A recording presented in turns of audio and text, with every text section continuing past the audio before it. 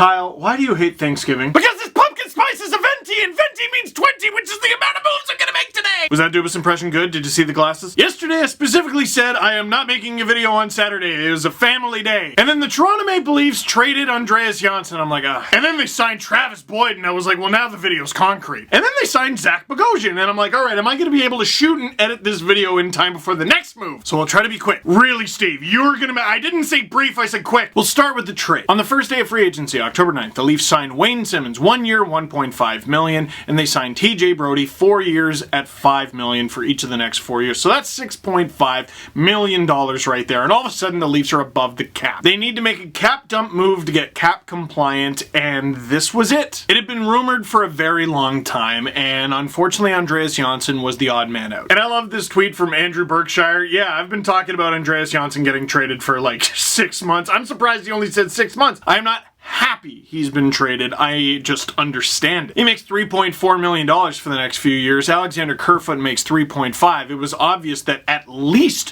one of them was going to go. It still could be both. But since we're doing this one at a time here, like I saw Anthony Petrelli from Maple Leafs Hot Stove talk about this, that he likes Andreas Johnsson more than Alexander Kerfoot. Love Anthony Petrelli very much as a writer. Love his work. He broke the John Tavares signing. I disagree with him here. Is Andreas Johnsson a better winger than Alexander Kerfoot is a center? Maybe, but the Leafs need a center more. It also helps that when put on the wing, Kerfoot can actually do that pretty well too. I just look at what Andreas Johnsson was, a winger on a team full of wingers, and he made a lot of money, and he's a good net front presence, but on the second power play, and then they signed Wayne Simmons, doesn't play a ton of penalty kill. The Leafs in the bubble did not come out of it very well, but one of the best revelations to come out of it, I thought, was Alexander Kerfoot playing on the penalty kill. I loved it. He can have a bit of a scoring touch. He got off to a bit of a rocky start in Toronto. He kind of got his face broken by Jeff Carter. Decent playmaking center. When he was on the wing with Tavares and Nylander, that line was magic for a little while, and he brings something that the team doesn't have in abundance. He's a jerk. The other team never likes playing against him. So if he can be on the second power play unit and be an effective penalty killer and be a good depth center, I would rather keep Kerfoot, and this was the problem. Johnsson had to be the odd man out. This Instagram post from Travis Dermott was heartbreaking. Words can't describe the pain this business can bring at times.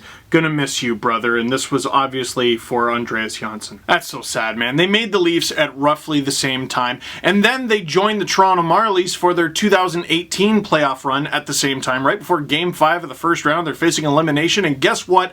They went all the way to the Calder Cup final, where they won the Calder Cup, and Devils fans, Andreas Johnsson, your 2018 Calder Cup playoff MVP. Andreas Johnsson, 25 years old, was a 7th round pick, 202nd overall in 2013. Why did he go so late? Then apparently sometime after he was drafted, it was discovered he had some sort of form of asthma. Once they began treating it, he turned into a monster in Sweden. Comes over to North America, rocky start. He gets rocked by a dirty hit, actually by someone on the Devils farm team at the time. Had to look up his name. Dan Kelly was suspended 10 games for a sickening headshot in the AHL. So he had to fight that off, and after a long road back, he finally got his NHL shot. Scores his first NHL goal in a rout of the Montreal Canadiens in the Air Canada Centre at the time, and just the celebration, childlike excitement. It was so good. Then sort of baptism by fire. He's playing in the 2018 Stanley Cup playoffs against the Boston Bruins. He made Jack Edwards basically poop himself. Next year, his first full season with the Leafs in 73 games, 20 goals, 23 assists for 43 points. That's pretty good, which earned him his multi-year $3.5 million per contract. And then this past season was a nightmare. Struggles a bit to start the season, gets injured. Mike Babcock gets fired. Sheldon Keefe comes in. He plays under Sheldon Keefe. He had some success under Sheldon Keefe. Guess what? You got injured again. Still, considering what a nightmare the season was,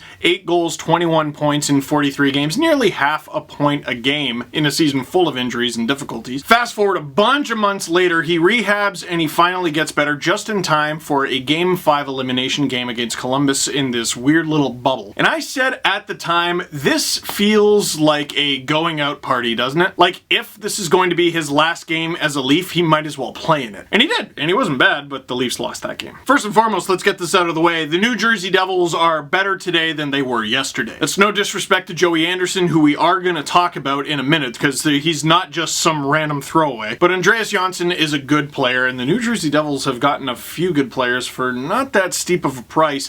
Look out for them this season, especially now that they have some goaltending. Blackwood was already good towards the end of last season, and they got to re-sign him and then add in Corey Crawford. A big story I remember about Andreas Johnsson comes from Justin Bourne, who worked for the Marlies at the time. I don't remember if he wrote this for The Athletic or Sportsnet. But supposedly at a team dinner one time, Kyle Dubas basically just said to Andreas Johnsson, "Why can't you be our Victor Arvidsson?" Because he saw a lot of the same tools. And to be honest, at times, I see them too. He can wheel, he's got hands, but I don't think he's as feisty, as angry, as aggressive, as physical as he could be, which is weird because his bread and butter is banging in goals in front of the net. So New Jersey Devils fans, I don't know exactly how your power play is set up, but I would assume he'd be either on the first or second power play, parked right in front of the net. But it just always seemed like there was another gear he could hit, and he played plenty with Auston Matthews. Never really hit it. But just because he could be better does not mean he's not already good. New Jersey Devils fans, I think this is a perennial 40 to 50 point player, at least, unless he takes a jump. And I think he's money in the bank to be at least in the run for 20 goals every single year. Even this past year, even though he only scored 8, it was in 43 games, so he was still within striking distance of that range. The Leafs' top 6 on the wing for the foreseeable future is going to be some mixture of Mitch Marner, William Nylander, Zach Hyman, and who? The team seems to really like Ilya Mikheyev, who's useful on the penalty kill, and they sort of stopped using Johnsson on the penalty kill. And of course, it's only a matter of time, it's just sort of how quickly he figures it out, Nick Robertson. On a team with this cap situation, he just didn't fit anymore. New Jersey Devils fans watching this, congrats, you're getting a good guy, good player. So, Joey Anderson, who the Leafs are getting, I know nothing about it. Here's the problem though, that doesn't mean he doesn't exist. Just because you've never heard of a player doesn't mean they suck. I think we were getting this confused with like the Matt Martin trade, for example, where he was traded for who? Okay, well, if any of you just named him, you're in like the top echelon of Leaf fans. That was a cap dump. Hey, New York Islanders, take this guy making $2.5 million and we will take your ECHL goaltender. Joey Anderson is not that. Joey Anderson was a second-round pick in 2016. Joey Anderson was the captain of Team USA in the World Juniors. Joey Anderson played in the NHL this past season. But don't take it from me, take it from Rachel Dory, who is one half of the Staff and Graph podcast, but also used to work for the New Jersey Devils. She had a thread about Joey Anderson, and now I'm gonna read it. Alright, Leaf fans, here's your thread on what the Leafs are getting in Joey Anderson. Anderson comes to Toronto with a chip on his shoulder. He wasn't really given the chance to develop in New Jersey for various reasons. However, when New Jersey signed him, they viewed him as someone who could be like Blake Coleman. Anderson was really good in NCAA and the World Juniors, but fell off due to a lack of development after that. You can't write off a player because of his numbers without considering the player's situation, especially if they are young. He skates very well, wins a ton of puck battles, makes excellent and quick/simple decisions with the puck, can penalty kill very effectively, and has good hands at the net front. So that's a very interesting description of a player, and I thought of someone immediately, and I had to laugh when I saw Kevin Papetti from Maple Leaf Hot Stove tweet the exact same thing. This guy kind of sounds like Connor Brown a little bit, which is weird because I've just been thinking about Connor Brown over the past few days and how I miss him. It's been a long few months, okay? Rachel continues. The Leafs have a robust, she yelled it, development staff, and if he develops to the Coleman type, that would be very good for the Leafs. He's got to work in the O-zone to create more chances. But right now, he's physical, skates well, and makes good decisions with and without the puck. I firmly believe he can be a strong piece on the third line that can shut down other teams and contribute too. He won't make risky decisions like the previous third line wingers did. For what it's worth, the Devils believed he's the type of player who helps you win playoff games. For Toronto, that's important. While Toronto gave up the better player, they needed to clear salary. They also needed to add pieces that brought different elements. Anderson is exactly that. Less skilled, but tougher, more defensively sound, better puck management. The Leafs needed that badly. And he had 4 goals, 2 assists for 6 points in 18 games. That's a point every 3 games, and because math. And I got my eyes on this. She kept talking about his toughness and his tenaciousness, and he had 2 penalty minutes last year in 18 games, but that's still pretty good. In fact, just looking at his AHL numbers from last season, he had 34 points and 15 goals in 44 games, which is much better, and again, just 2 penalty minutes. So he put up 34 points in 44 games in the AHL as a 21-year-old. He only turned 22 in June, and he's already played in the NHL. This is a guy who might play on the Leafs, guys. Needs a contract, but I doubt it's going to be very much. Now, that's what Rachel had to say about Joey Anderson, but as always, we got to get all sides, right? I cover the Devils. You're off in a few points. He doesn't have a chip, and he was given a chance to develop. He wasn't going to bump anyone out of the top 6, and the team didn't want him wasting away playing 5 minutes a night in the 4th line. He projects to be Adam Henrique. To which Rachel said, I was literally employed by the New Jersey Devils Hockey Operations Department. That's a tough Thanksgiving for that guy. And here's Reese Jessup, who worked for the Florida Panthers for several years. Toronto's trade this afternoon can be summed up as trading Andreas Johnsson for a guy they hope can contribute like the next Andreas Johnsson, I think.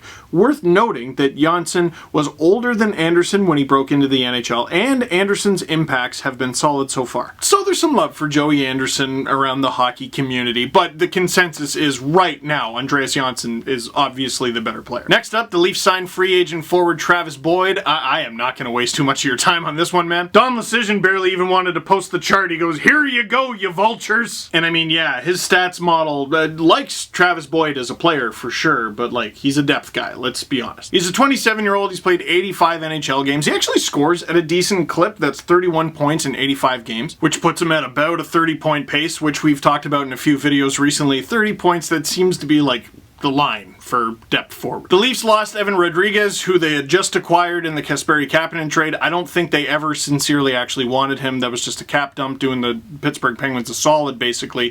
Travis Boyd sort of comes in as the, hey, you might be in the lineup guy, 13th or 14th forward, just like Dennis Malgin, maybe. This is a signing you have to aggressively go out of your way to dislike. If he's bad, you'll never see him again. He'll go to the minors. If he's good, wonderful. You need more than 12 forwards and 6 defensemen to win a Stanley Cup, and here's a guy. Here's another guy. You need guys. Now this next one, a little bit more than a guy. Zach Bogosian signs 1 year, $1 million with the Toronto Maple Leafs. This is a very interesting one. During this Stanley Cup playoff run with the Tampa Bay Lightning, and with Zach Bogosian, by the way, joining the Tampa Bay Lightning only partway through the season because he was ditched by the Buffalo Sabres, which you can make fun of Zach Bogosian for that, but then he went on to join the Tampa Bay Lightning and won a cup. That's breaking out of jail, buying a lottery ticket with the last dollar you have, and winning. Now, there are 2 Zach Bogosians that we saw in these playoffs. There's Zach Bogosian, who somehow managed to go on this Bobby Orr-esque rush, dangle 2 Boston Bruins out of their jock, and make a diving pass to a diving Blake Coleman,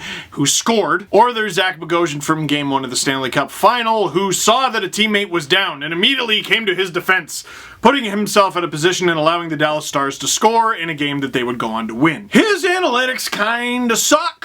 Analytics is too simple of a catch-all term. It's not like he fills out a piece of paper badly. No. It means something on the ice. That something being his team kind of tends to get outshot when he's on the ice. But you can get away with that in the National Hockey League if you beat people up. You might have heard me use this term on the podcast. Cody Ceci, when he's out there, it was a similar situation. His Corsi against, not great. But at least he beat people, and no, he didn't. He was what I like to call big for nothing. Zach Bogosian will cross-check you until shards of fiberglass become part of your DNA and then eat you esophagus first. And while he's consuming the flesh and drinking the blood of his downed enemy, his teammate will go on to score on the net, but at least he'll be down a guy. Once again, it's $1 million. The Leafs, we already know, have lots and lots of money.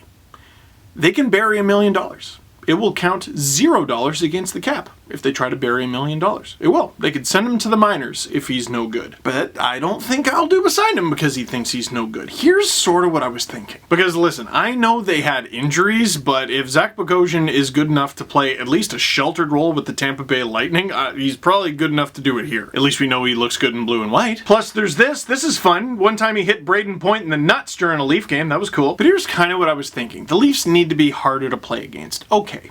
They signed Wayne Simmons. That makes them harder to play against, for sure. The issue has been in their own end. Now, I was thinking about the team. There's Jake Muzzin, who's obviously a problem for the opposition. He'll just destroy you. There's Morgan Riley, who is very underrated in that department, extremely fit and extremely grumpy. Then there's Travis Dermott, who he's only kind of annoying. He needs a big, strong, tough pair of fists with a beard to stand next to him and Zachary! Now, Kyle Dubas has very recently mentioned that he sees Dermott playing the right side this upcoming season. Again, I'll believe it when I see it. We've been hearing that for years. But from a physical standpoint, let's say it's Riley Brody, Muzzin Hall, and then Dermott Bogosian.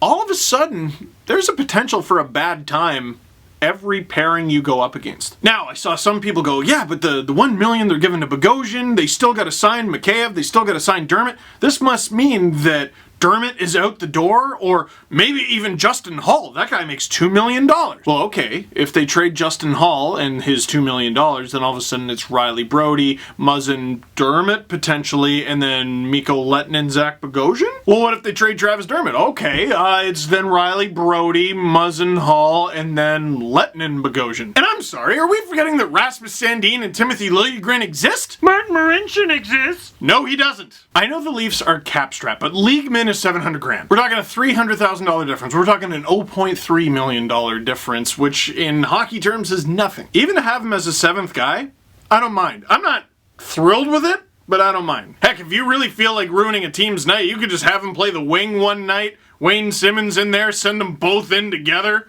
Just have some fun. Listen, I already hear it. No, the mantra needs to be to have the puck. The power play is your weapon. I'm thinking, the Dubas is thinking, that this will help them have the puck more. Make no mistake, this upcoming season, Zach Bogosian is going to make you scream at your television. I know that for sure. It's going to be me. But there is still part of me deep down inside that's like, beard man, go punch. But one thing is for sure, though. There was a busy opening to free agency for the Leafs. They followed it up with an even busier next day. I don't know what's next. Mikheyev needs a contract, Dermott needs a contract, and that's assuming neither of them gets traded. There's Kerfoot, Engvall's always out there, and then there's who knows what's next. All I know is I think Kyle Dubas might ruin our dinner. So that is it for this one. Thank you very much for watching. Click like if you like this video. Click subscribe if you really liked it. Tell your friends that it's rude to have your phone out at the dinner table. That's why you go to the bathroom a lot.